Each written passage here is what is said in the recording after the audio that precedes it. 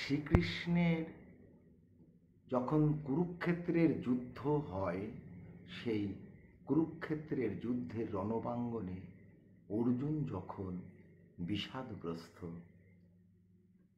তিনি গান্ডীব নিচে নামিয়ে দিলেন। ভগবান তাকে উপদেশ দিলেন কর্মযোগ, জ্ঞানযোগ, ভক্তিযোগ, সেটাই গীতার বাণী।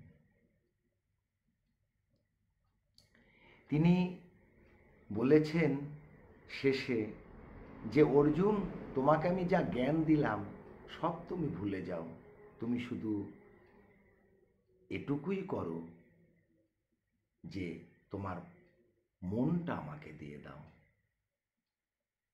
অর্জুন বলছে যে মন তো প্রভু আমি দিতে পারবো না, ও তো চঞ্চল।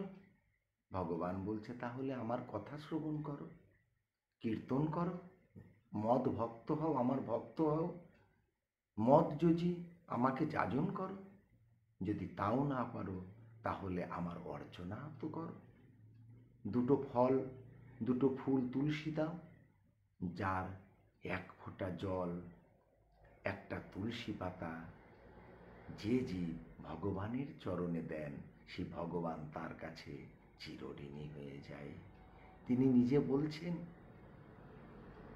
তুলসী দলমাত্রেণ জলস্য চুলুকেন চ বিক্রিণীতে সমাত্তানং ভক্তেব্য ভক্ত বৎসল।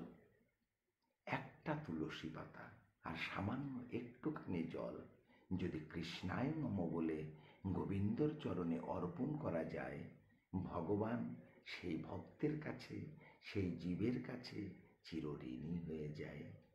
রাধে রাধে, জয় নিতাই। দেখতো কতটুকু ভালো হলো।